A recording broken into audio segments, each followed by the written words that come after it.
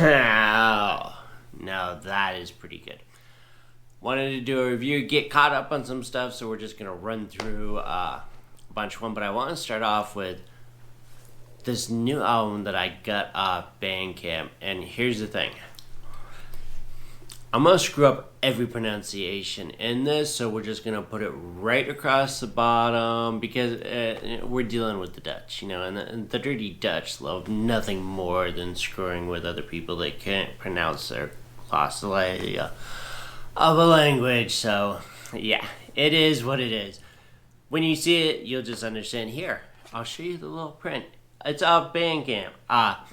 This is the project of Raoul van Herpen.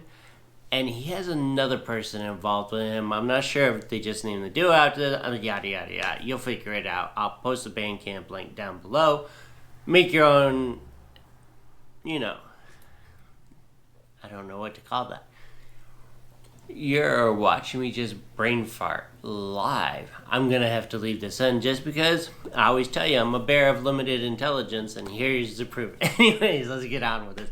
Anyways, this is an amazing album. Normally, before I review an album, what I do is I listen to it on my monitors, I pull out the Grado headphones, put it on.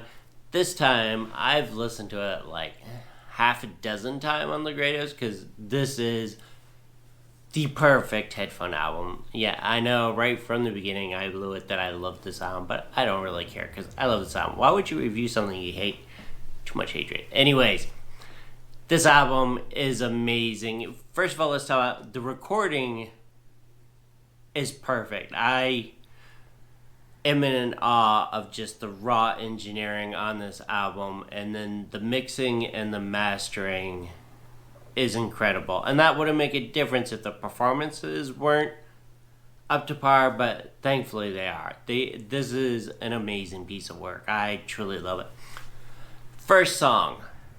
Gonna put it across the bottom. It'll probably take up a good bit of space. To give you an idea, I don't know quite how to classify this, and I think that's a wonderful thing.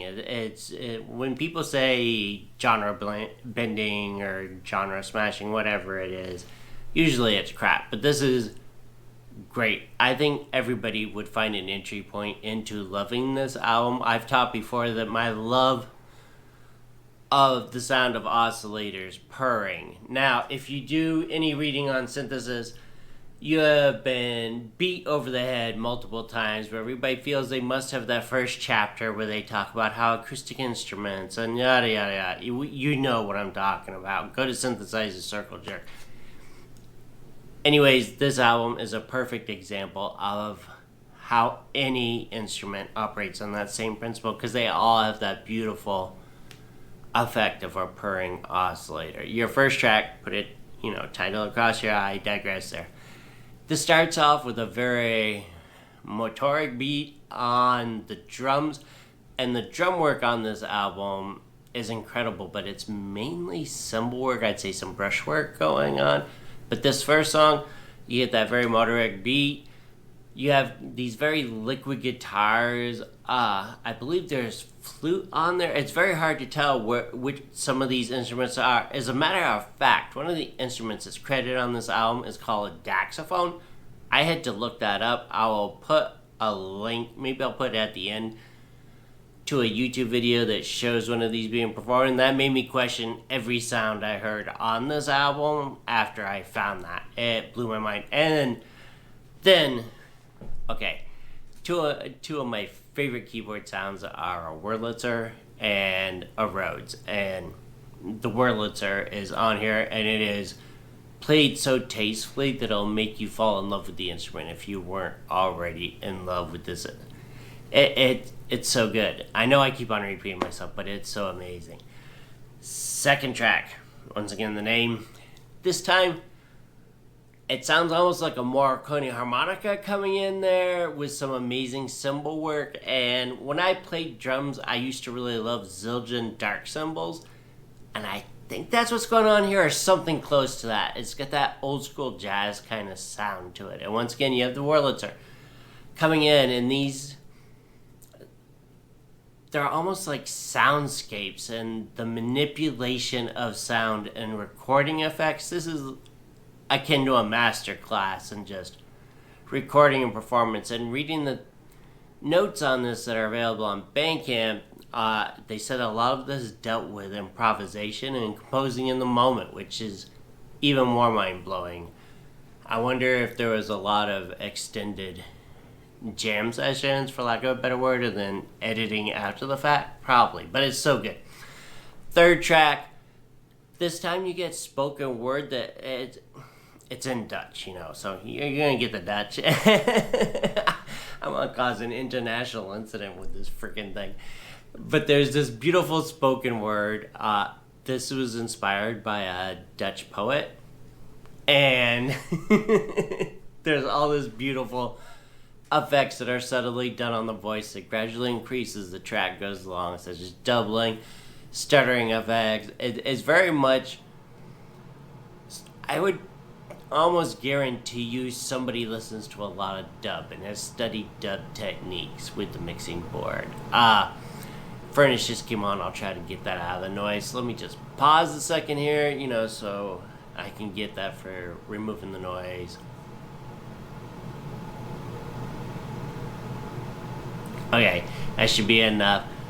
Now, the fourth track here.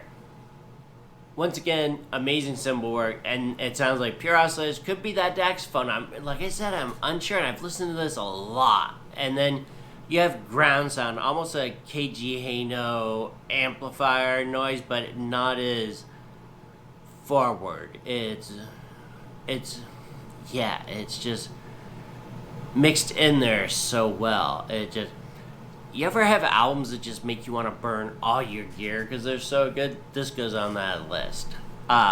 Fifth song, once again, throughout here we're gonna have the same thing. You have beautiful keyboard work, you have beautiful cymbal work. The drum work is amazing. The instrumental noises that coming out, especially when you get to the next track, there's this bass pulse. Like, here's the thing.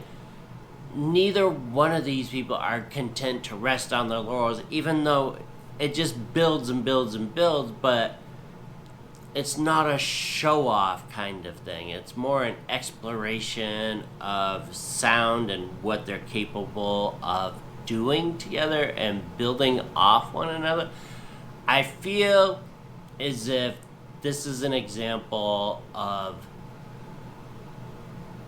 beautiful listening skills, as if the two musicians are very tuned in to what the other one is doing. And I have no idea whether they have collaborated for a while, if they haven't collaborated. I have no idea the background of this, but it does come off as very respectful listening.